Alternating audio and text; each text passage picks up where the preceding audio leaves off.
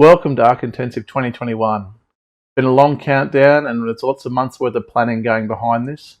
It's very exciting today to be sitting here presenting to you along with all of the other 23 presenters that will present to you over the next 24 hours. I hope that you can hold out and become the most intensive over this whole 24-hour period. It's really, really exciting. We've got some great content coming up over the next 24 hours. Now, throughout the day, we encourage you to participate within the chat. Post your questions there, post comments throughout the day. There'll be social media that you can chase and comment on our Skewed pages on LinkedIn and in Facebook, so I encourage you to do that. But without further ado, we must thank our sponsors. Now guys, we wouldn't have this event running free for you today to attend without our sponsors. So throughout the sessions, make sure if there's a session that you might not be particularly interested in, take the time to go over to our sponsors pages, have a look at what they have to offer you. Trust me, in terms of bringing them on as partners for this project, I believe they can personally add value to your organisation in terms of what they can provide as a service that can attach or partner with Archicad to assist your business to grow. Now it's time to start the show. So first up, we have Brendon Reid from Reid Define. Well, if I get it right, Reid Define, maybe I'll stuff it up in the first line. But anyway, Brendon is a long-term user of Archicad. He's got significant experience. I often joke about him having probably more experience than I've been live. That's probably not true, but Archicad's not that old. But the key thing is he's been at the bleeding edge of what Archicad and OpenBIM can achieve through some of the projects he's been involved in. So his knowledge and expertise is second to none. Now, today he's going to be talking at a strategic level to try and assist practice owners in understanding some of the common issues that can impact their business performance. So now I'll hand you over to Brendon.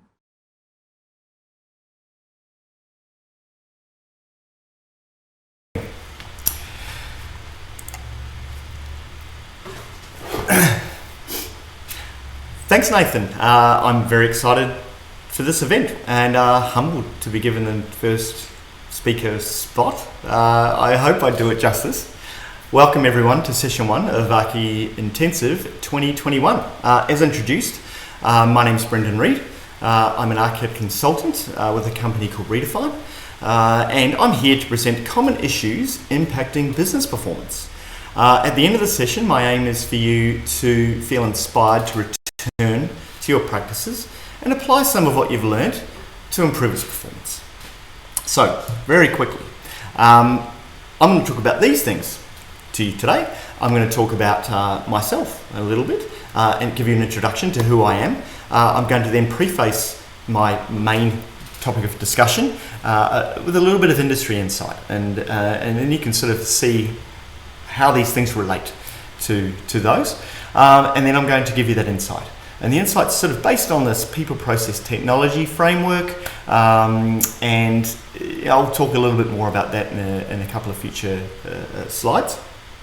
But to start, we'll start with a little bit of introduction. These are me.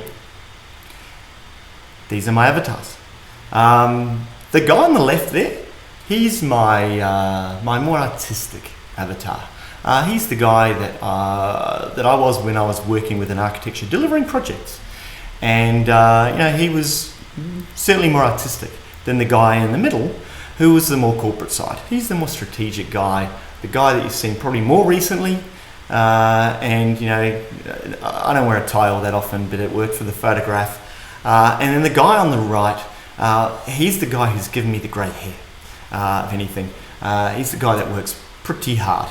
But a lot of fun. So look, I've been around for a while. I've been around the industry for certainly a number of years, beginning in Nelson in New Zealand, a small town at the top of the South Island, in 1990. And I was working for a practice there, very small practice that, they delivered projects well above their weight. They delivered big projects, which was a lot of fun, a great introduction into architecture for me. I was a cadet, very young, inexperienced, had no idea what I was doing, and I was pretty much put under the wing of a very senior guy who really introduced me to the value of information representation, the importance of what a line meant, Simple. It was 2D. We were on drawing boards at that point in time. In fact, my first one was a parallel rule up and down. And, you know, for him, it was all about how you represent that information on your pages for a builder to understand, and for information to be costed, and so on and so forth. We've lost that informational representation, I believe, certainly since the invention of CAD and BIM. I don't think we're as good as what we used to. Maybe that's just me getting old, but I think we can be better at it. But also we're sort of seeing the shift from sort of 2D information to more data-driven information, which, you know, I'll talk about a little bit more in the future. But during this time, I was introduced to AutoCAD, and AutoCAD was in '93, quite new. I had a fascination with 3D. I started to model in 3D in AutoCAD, which is a bit weird, but there was value for us, and we saw that value, or my principal saw that value when I presented him the structural model of one of our projects, and he went, "Oh, I'd never realized that was like that." And so it gave him the ability to, or he very quickly determined the value of 3D. They've since moved to Archicad, which is interesting, but I mean, that was probably later in the 90s. But, you know, for me, understanding the value of technology and 3D was sort of foundational to me in the future. I then went to Christchurch in the South Island, which you may have heard about. Had some earthquakes a couple of years ago, or 10 years ago. Devastation. I was working there, introduced to Archicad there, and Archicad 4.1 very early. We did a lot of 3D, we did some rendering, I believe we even did some animations, so it was pretty cool to sort of look back, you know, nearly 30 years ago, 25 years ago, we were doing this sort of stuff that people take for granted now. At that time, was very, very new, very modern. Very lucky to be involved in that. I then moved to Melbourne in '96. In worked for a practice there, built my first GDL object, parametric GDL object. That was a window. We used it nearly on every project. And yeah, it was exciting for me. I saw the value in GDL then, and you know, I still see the value. In fact, it's even more powerful today. Not enough people use it. I think it's underrated. I think people should be getting into it. I then left Melbourne for the US. I spent 2 years in the US. I was managing a hotel, not about architecture. Moved to the UK, worked for a company called HRA, who have since become JRA. JRA did very large projects. And I believe one of the larger uses of Archicad in Europe. I was introduced to Archicad 5.1. I think it was teamwork. It was new. Again, you know, this is back in '99. You could collaborate on projects. You know, it was pretty cool, pretty unheard of anywhere else, right? Went back to Australia, back to Melbourne, worked for a practice that was architecture practice, doing smaller projects, but we also offered the sort of consulting services. We did some training, we did implementations, we did templates for organisations. So my role up until that point had been 100% project delivery, but then I started to do a little bit more strategy, a little bit more standards support, right? Then moved to Sydney in 2004, and where I have been ever since. And worked for a number of sort of smaller practices, standard support sort of role, delivering projects. And it wasn't until I moved to Rice Daubney, and Rice Daubney was in 2012, that I sort of got a taste of BIM. And Rice Daubney is renowned for delivering large projects, very large projects, and one project in particular was a $2 billion hospital, collaborating with an external architect who was in Brisbane, a different state, using Revit. We were using Archicad, delivering the interiors and the fit out, and we had to learn very quickly to be able to work together, and which was done really successfully. There was no BIM deliverable, there was no sort of BIM driver, other than we wanted to be able to work collaboratively together and effectively together, and we made that work, and it was fantastic. During that stay at HDR, Rice Daubney, we got acquired by HDR, which is a large US engineering company who has an architecture arm. They didn't believe we were doing BIM because we weren't using Revit, and unfortunately we had to transition the organisation from Archicad to Revit, which was a challenge. It gave me some great insight into Revit, and I worked with some really great people in Revit, so that's really enabled me to be able to work better with Revit organisations because of that insight and that experience.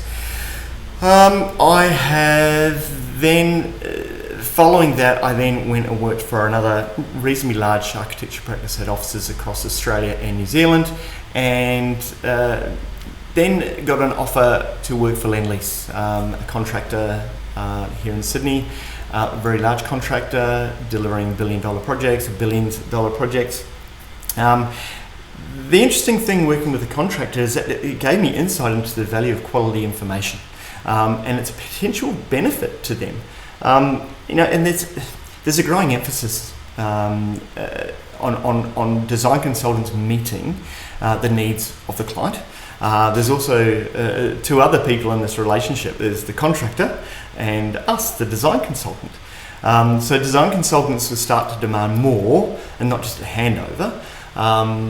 We were already starting to see the value in supply chain agreements, and also looking at automating and reinforcing.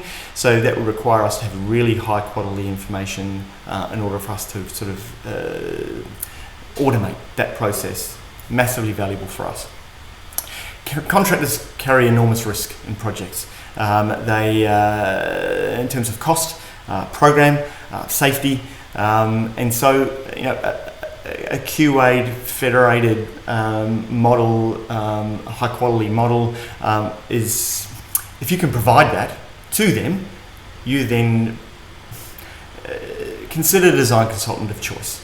So it's important that you put an emphasis on that as an architectural practice. You've got to remember that BIM is not just about the contractor, it's not just about client, but it's also about yourself. It's about where the value is for you, and you've got to find and dig into that to work out where the value is for you, for increased productivity and quality assurance and reducing risk and consistency and so on. And then of course came my time to start my business in 2019, and I formed Redefine to assist architects to extract more value from their delivery mechanism by building capability, improving process and reducing risk. I essentially provide them the ability to be more competitive. And this presentation is based on the insight that I've gained from one of my core services, which you'll hear more about in a minute. So I have a number of affiliations. I've been affiliated with Building Smart Australia for a number of years now. I am a founding member of SIDBIM, which is a not-for-profit group based here in Sydney. We host 3 or 4 events, pre-COVID, 3 or 4 events a year to provide education and insight into sort of digital around AEC space. Great to be involved with that organisation. I've also been involved with Graphisoft for many years. Their futures, development of Archicad, future development of Archicad, beta testing. And then more recently I've been involved in delivering their BIM Manager program for the Asia Pacific students, which has been grateful. Now, I really wanted to preface my presentation with a couple of statements that would bring some relevance to it. So my recent experience is obviously more Australian, but I suggest these trends are going to start, if not already have started, seeing relevance in other markets, if they haven't already. So you'll see. Architecture is a cutthroat industry. It's not getting any easier. It's becoming increasingly competitive. Fees are being squeezed. It's very quickly becoming a race to the bottom, unfortunately. Architects are being required to produce more at a higher quality and more rapidly. Data outputs are increasing in value as it's realised, right? So information management is becoming, if not more important than the 2D deliverables. We've got to really think about that now. It's not just about necessarily those 2D outputs, it's also about the sort of the data that sits behind it. There's a real shift. And it's not just a handover, but it's obviously the ability to collaborate effectively, right? And in Archicad, we need to be really good at that because we are collaborating with others, predominantly sitting in another platform. So Graphisoft has provided a great tool for that, but we just still need to be able to drive it effectively, right? So therefore, what I'm saying is we need to get better. We need to get better at being digitally agile. We need to get better at extracting more value, to increase our productivity, right? Unfortunately, from what I've seen, the practices that I've been involved in, a lot of us are not really ready yet. So the impact's going to be significant. So part of this conference is about how we can learn to get better, right? We need to get better at as an industry. We need to get better as a practice, and we need to get better as an individual. So this is not just necessarily a bad news story. I've seen some really, really great things in the industry, which I'm going to share with you. But if anything, I'm hopeful you'll leave here today with a number of questions that you can take back to your practices and hopefully act upon them. So what makes me an authority on this? You're going to be asking yourself, who is this bloke? So what makes you the expert? Well, for one, I'm really engaged in the industry. As well as attending events, I host them, and similar to Nathan, right? And I also try to keep it really broad. For me, it's not just about Archicad. It's about the process of delivering projects. There's a lot of connections here within projects. Interoperability with Revit, for example.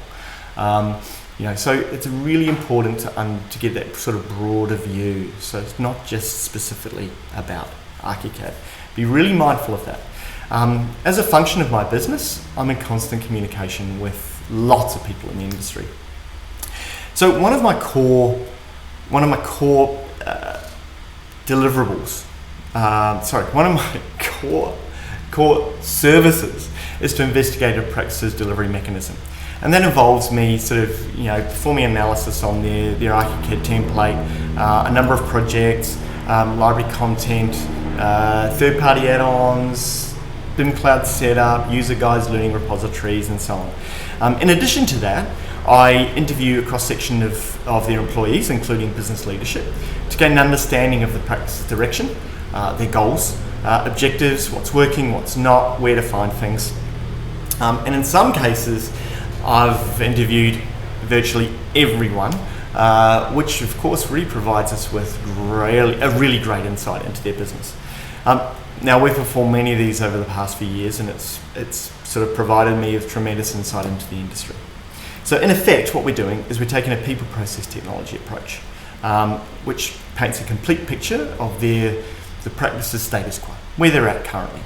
And this, of course, is what provides us with insight into the opportunities which will ultimately lead to improved business performance.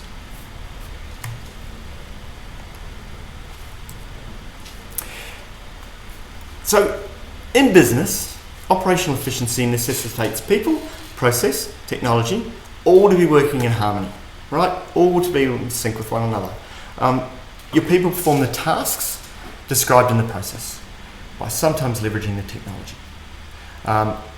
The process are the steps, actions, and or content that combine to achieve a particular goal or set of goals. And the technology sort of provides the tools that the people use to implement the process. Okay, so focusing on only one, often creates one or two, often creates an imbalance. So, for example, often companies think by buying a piece of software, all the problems will go away. But the reality is that the software or technology is only as good as the processes behind it, which is only as good as the people who execute them, right? So it's worth noting that we often find an issue that doesn't fit within that people process technology. And in this instance, we often sort of put it into a more generic operational kind of silo, for example, because it's typically related to the operation of an organisation. That's sort of kind of what we've found over the time of doing these. So today, it's this people process technology approach I'll be using to present my findings. So we're now at a point where I'm going to share these insights. So today, look, I'm not necessarily going to tell you about how to improve your business performance, but what I'm going to do is provide you with insight into common issues we've seen, which, if resolved, can lead to improvement. And I suspect some of you have seen these already, but hopefully many of you haven't. So I'll begin with this operational section. So one of the first and one of the more significant discoveries is a real lack of BIM technology strategy and investment. And it's really fundamental to the profitability and sustainability of a practice. And it's not just how projects are delivered, but ensuring its agility to remain relevant. That's also key. It's applying the people process technology approach to your practice. So, for example, at a high level, it's what are you doing about attracting and retaining talent? What are you doing to ensure your people provide consistent, high-quality outputs productively? And what is it about establishing a single source of truth for communication and collaboration? Those sort of kind of key things. And then if we talk about that being more specifically, how do we educate new employees? What are you doing about new features in Archicad and where the value is for us, and the new version of Archicad and where the value is? And how do we communicate internally? What tools do we use? What I've also found is Archicad strategies are also lacking. For example, how and when Archicad versions are upgraded. It seems to be a little bit sort of hit and miss, or we're just going to do it, or we'll just do this, or we'll just do that. We really need to put more structure around it. What is the archiving strategy for Archicad, for example? I don't see that a lot. What specific workflows are there in Archicad for specific things? There's the beginning and the end of a project, and then there's the stages of a project. Where do each of these workflows fit within each of these sort of stages of a project? Right? What information is important for these specific workflows during the project? What does that matrix look like? How does BIM Cloud work? How are you using that to deliver your projects? What about roles? Are there permissions around those roles? Are certain people only allowed to do certain things and have control within the project, within the information of a project? And I don't see a whole lot of that. And libraries, we'll talk about that also in the future. The other thing I'm not seeing a lot of, is prioritization of development opportunities. Who determines what the priorities are? It's often easy and fun items are the ones that get prioritized because they are exactly easy and fun. I'm guilty of that. I have been guilty of that. But we kind of need to look beyond that and look at where the value is for that. Don't do something that's easy and fun if it's going to impact one person for 1 hour a year. Why would we do that? We need to be looking at ones that are going to be, deliver greater impact. 1 hour for each person for a whole week, for each week. Those are the things that we need to look at. You need to try and find that balance in the return on investment on this. What's the impact versus the effort? What we're looking for is high impact. We're looking for low effort, which equate to low hanging fruit.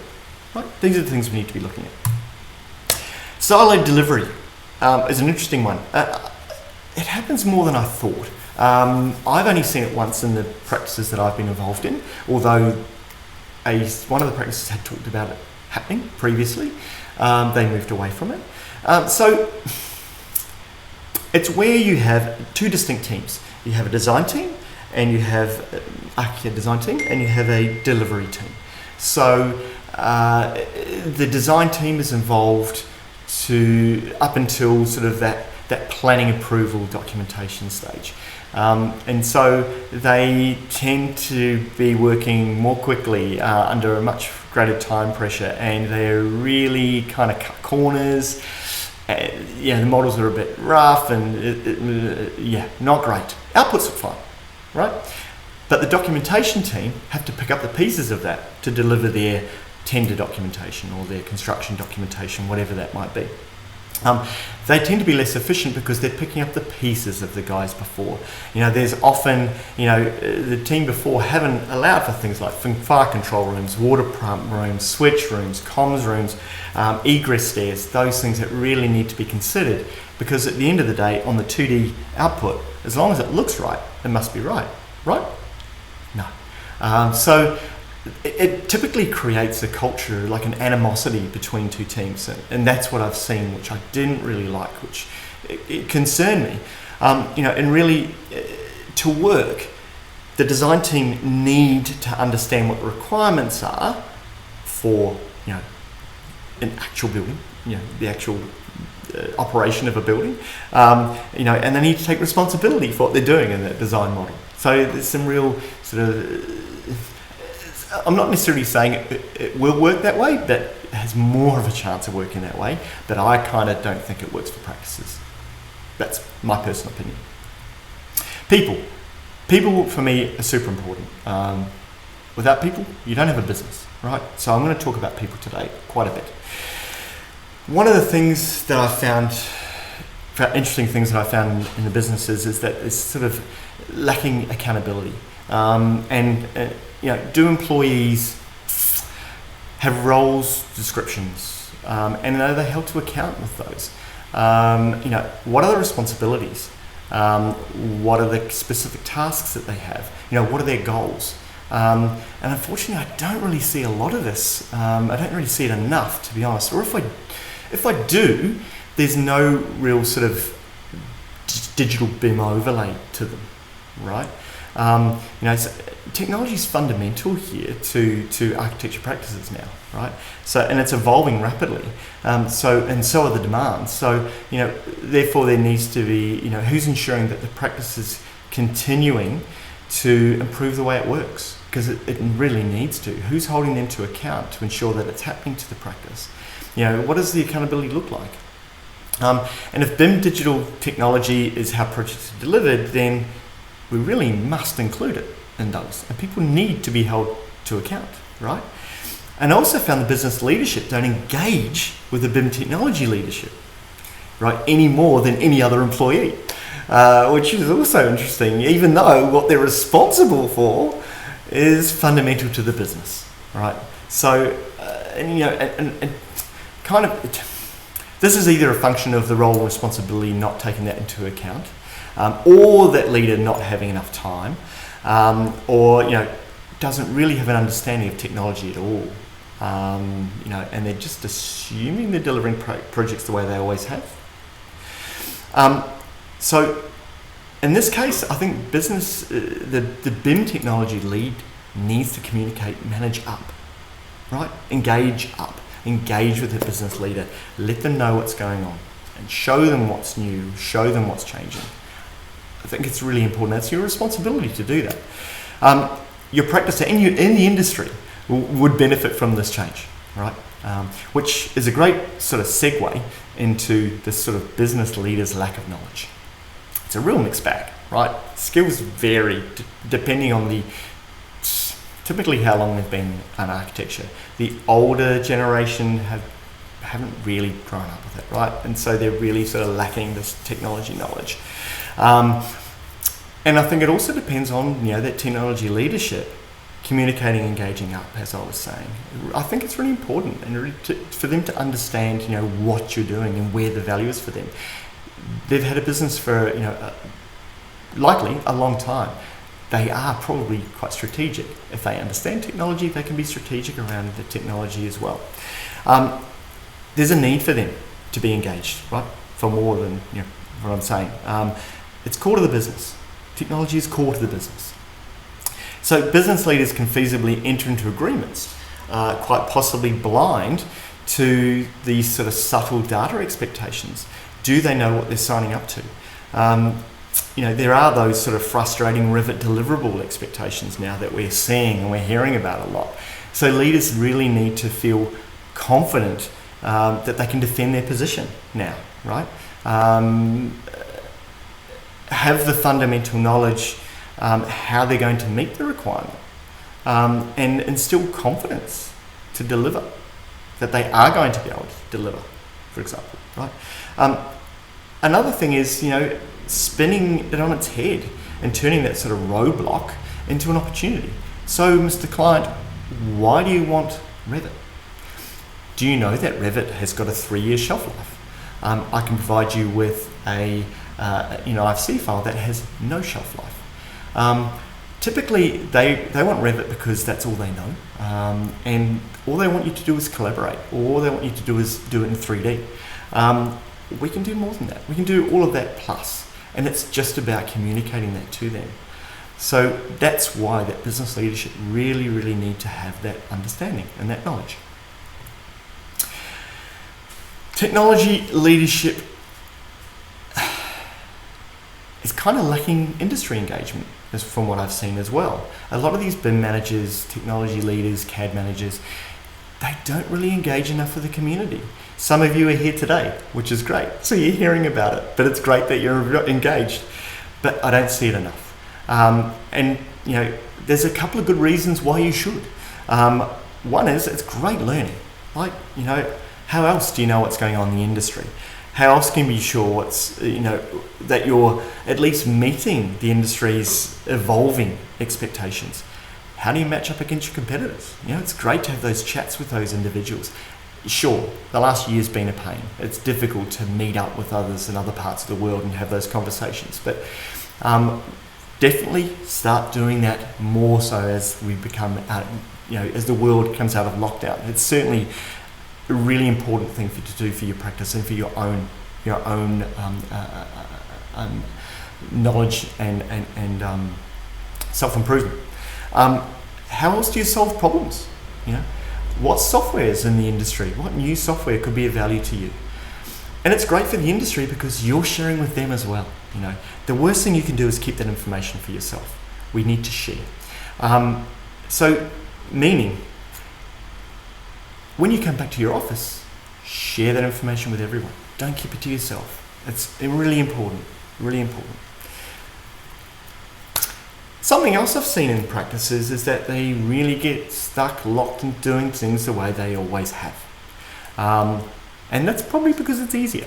But to remain relevant, we must always seek new, more productive ways of working.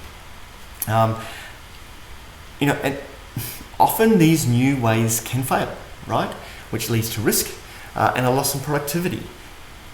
Hence why practices don't necessarily support failure. But I think the leadership really, really need to support failure, because failure provides an opportunity to learn.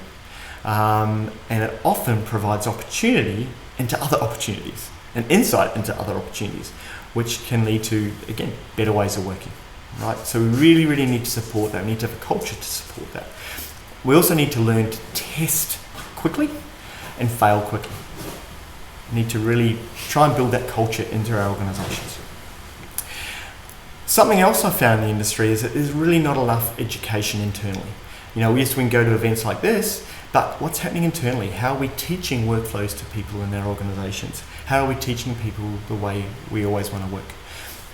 We don't. I don't see that enough. It would be great to start seeing more lunch and learns. Business owners, buy lunches for your staff so they will attend these. Get multiple people in your organisation to teach it. Don't just get one person to teach. Great to learn public speaking. Really, again, trying to build a culture of learning in organisations. Really valuable. I don't see enough dissemination of knowledge. Get people who've been to events, talk about them. Really, really great for everyone. And lessons learned. If you fail at something, you've learned something. Tell people about it. I think it's really important. Really, really important. Don't see enough. Good to see more. Right. Process. Let's talk about processes. What I've seen a lot is 2D outputs all appear the same. And that's great unless you dig a little bit deeper and understand that how they're delivered is differently, quite fragmented in how they're delivered. And a really simple example is someone delivered a door schedule with 2D lines and someone delivered a door schedule with the schedule tool in Archicad. Same practice. Different ways of doing it, different amounts, different amount of time used to deliver and different risk profile. So, and this is really common. And so there really needs to be processes behind the way you work, and people need to stick to it, right? And that benefits everyone. If the practice knows exactly what they need to do because you've educated it, you've documented it, the benefit is that people could chop and change between projects and be as efficient, right? Really, really great. Another thing I've seen is people taking projects, old previous projects, and leveraging them for new projects, carrying those bad practices forward. Let's not do that. Let's start from a template and deliver. Copy and paste, yes, under certain circumstances. Talk to your BIM manager about that, or be very aware of what you're doing by copying and pasting, because it can cause issues. You just need to know what you're doing and be very methodical in how you're doing it. Appropriate modeling is a really interesting one for me too. Be really careful when you're modeling in a project. Understand what the needs are, understand at what stage you're on the project and what information is appropriate. Maybe you don't need to model every single batten, every single vertical louver. You don't need to have all the window extrusion modeled. Be very careful about how much information you're putting in, how much geometry you're putting in. Heavy geometry typically creates a heavy model, it's slow to turn, long time to load. People spend a lot of time waiting when sections open. So just be really thoughtful about the level of detail that you're actually putting into your models. And think about when and what is the right amount. You're doing a visualization model for DA, so you're putting more information in. Just be really strategic about where you're putting that information in. And you may even take out that model, hot link it into another model, and then embellish that model. That might be a better approach for you. And I'd recommend that. So just really think about, the information that's important to you for those outputs. I don't necessarily see that enough. Something else I've seen which is disappointing is poor IFC Exchange. IFC schema is robust. Yes, it has its limitations. It's not to be used for 2D. Export DWG files as well. IFC is a lot of Revit users blame, poor IFC files. They say Archicad is poor, Revit is poor, IFC is poor, therefore, you're doing a bad job. And yes, in some cases that is the case, some cases it's not. We really need to, as Archicad users, we need to take responsibility for the quality of that IFC file. Revit has its flaws, no question. But, as an Archicad user, you need to ensure that you don't, that you don't save as that IFC file. Make sure that you publish it. Make sure it's the same every time. The quality, the appropriate information is added to those elements. The classification, your interior, exterior, that your renovation status is appropriate, that the load bearing is appropriate. So you need to make sure that information is checked, ensured on each export. You also need to think about the quality of that modelling. Is the room being bounded for that zone, for example? The other thing we're doing a little bit too much of is we are exporting far too much data. Let's reduce as much data that we can. The translator offers many filters. Turn them all off, test, make sure that you're getting the right one. We want them to be as light and as lean as possible. This means that we need to have the appropriate information management, quality assurance processes within our organisation. It's everyone's responsibility. And some good resources for you to have a look at is the Bond Bryan Digital website, a great starting point. risks in there, again, a great segue into quality assurance. Quality assurance takes on many forms. Modelling, digital or data, and standards. There's an increasing need as an architect to do this. We need to take more care in what we're doing. Unfortunately, I don't see enough of it again, right? In light of the previous slide, if you're sharing IFC files, and a lot of people are now, right? Then how can you be sure the data is correct?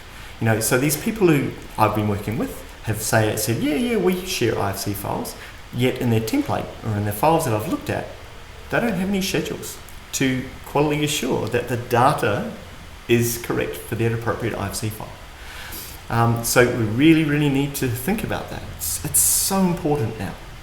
Archicad offers great tools: schedules, properties, expressions, graphic overrides, great for data quality assurance, modeling quality assurance, and standard quality assurance. There's other tools out there. Blender Bin, great for data. I'll talk about that very briefly later. BIM Collab Zoom, again, great for quality assurance and data. Celebri, great for data, standards, and modeling. Definitely check those out. Right, there's some Archicad processes also that are worth looking at that need to be raised. Library management, something I'm not seeing a lot of. It's something that people don't really do for whatever reason. Embedded libraries are full of libraries. Really need to keep that as lean as possible, preferably nothing in it.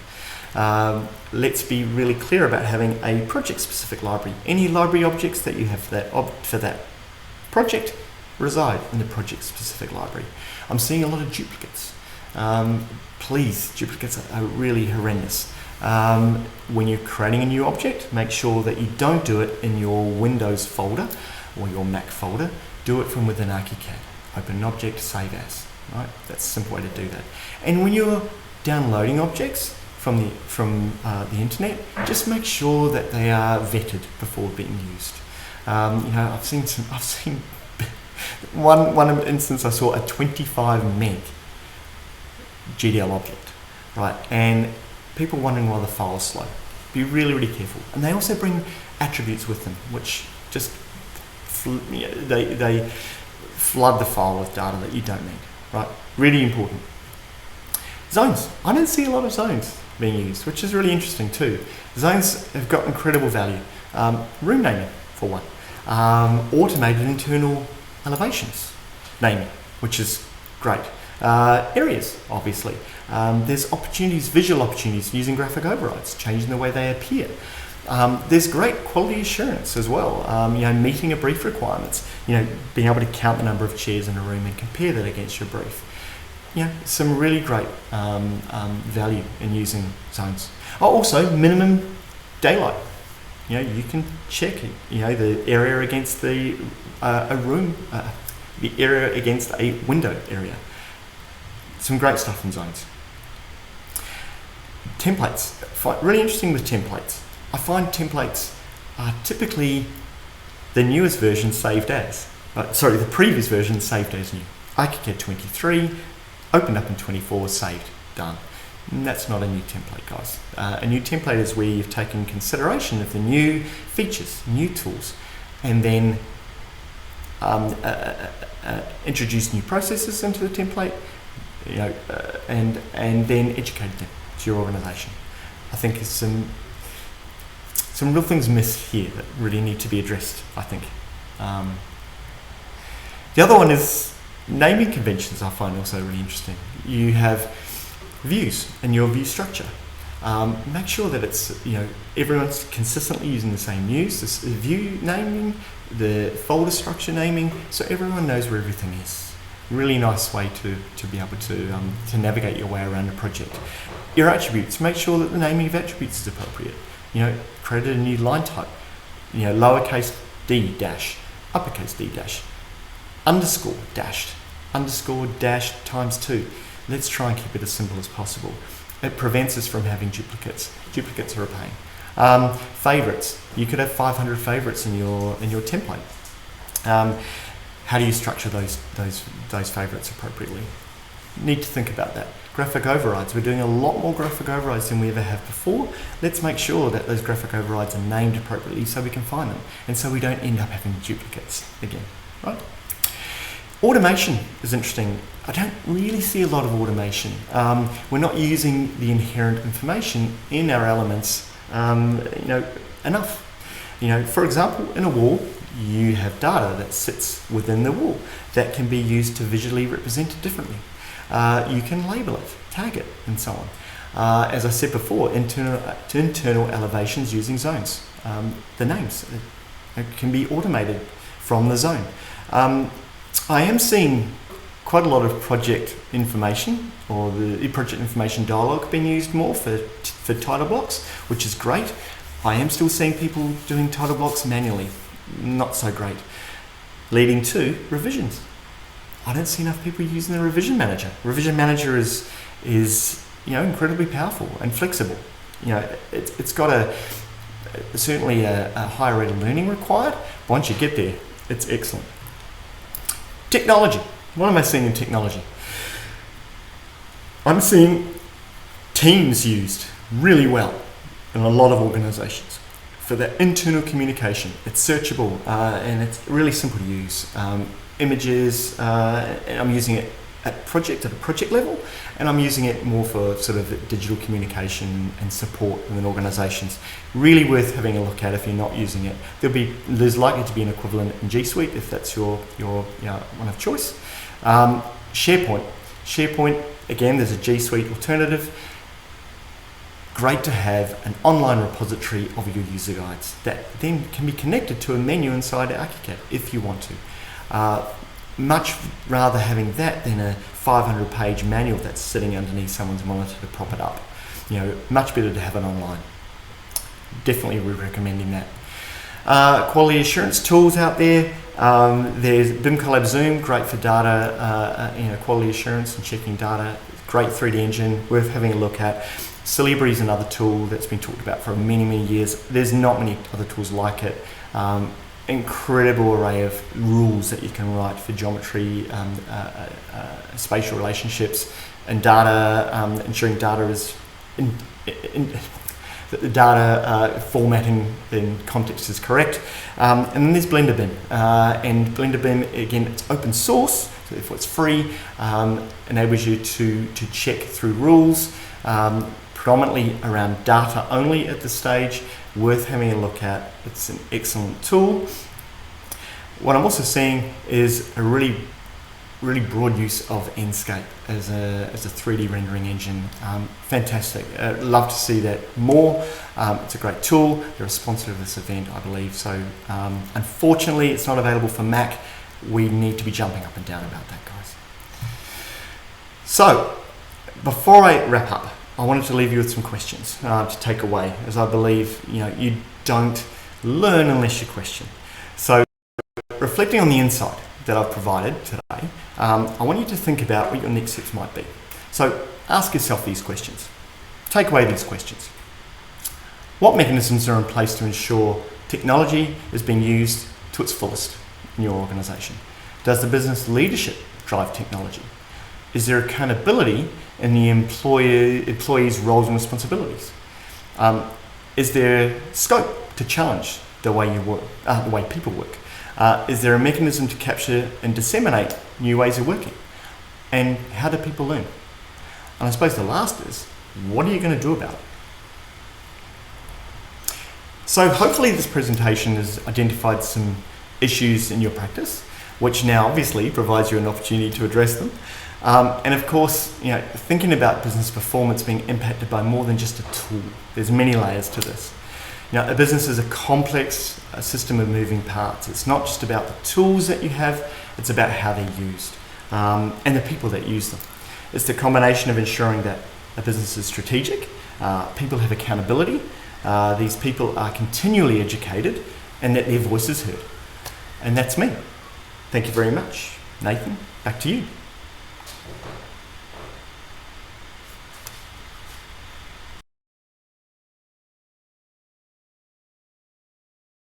Thanks very much, Brendon. It's great to have you sitting here in face-to-face, and we're going to take some question and answers from the audience.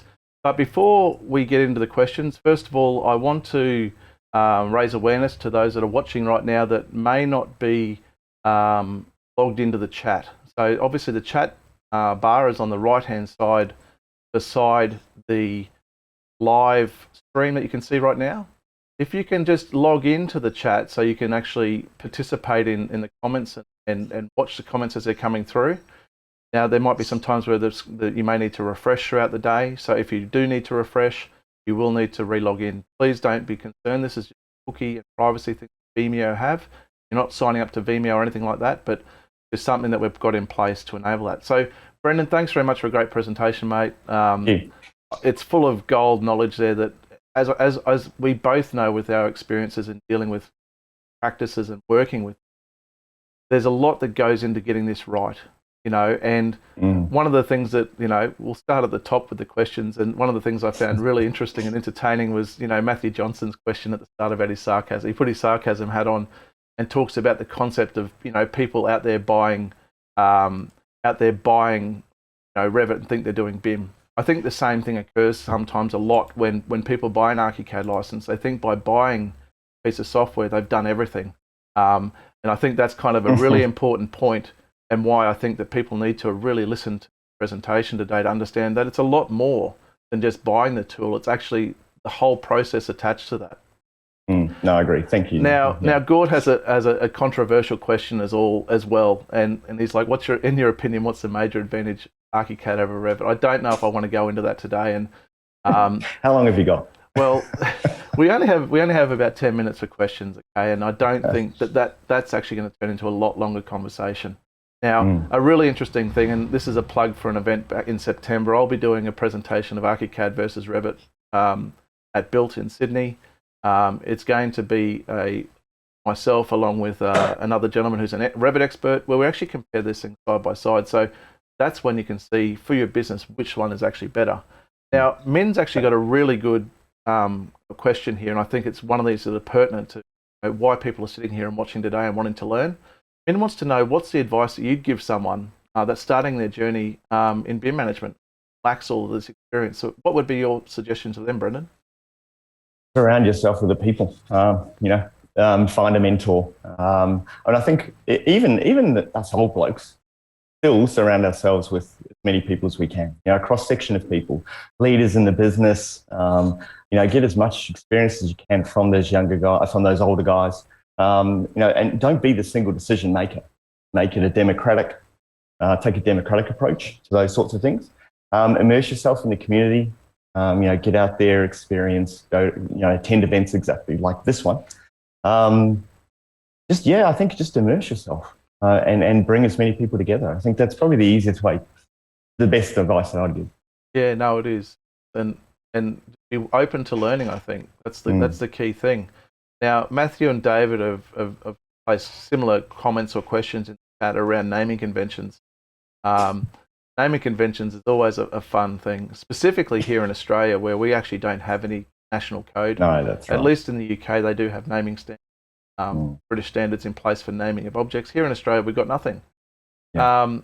Apart from common sense, what would your thoughts be on this one? Yeah, I think I've kind of based a lot of mine on Nat spec where I can. Yeah. New Zealand has a reasonable one as well, the master spec. Yep. I think you've got to think big, logical first, and sort of take a hierarchical approach. Think big, sort of category level, and then your subtypes or types and subtypes. And descriptors. That's probably the best way to go. So if it's related to a wall, you might start with a wall, then the type of wall, and then the descriptor of the wall. Yep. In any sense. It's the same with things like graphic overrides. I'd be going as big as I could first, and then break that down to a smaller descriptor. Yeah, now, try and keep things logical. Now, Gord's got another interesting question around your opinion on learning. What's the best method? Now, I could answer that from my side of the fence as well. I think for me, there is no best learning because everyone learns differently. Okay, so I think the best thing you can do is to have different methods and different sources of education in your company.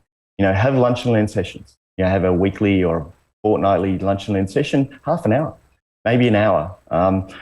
Have them pre-recorded. Have them recorded so people can access them later if they want to, because maybe they want to review something that was done in that session. Have it written in SharePoint or on your Google, your G Suite alternative.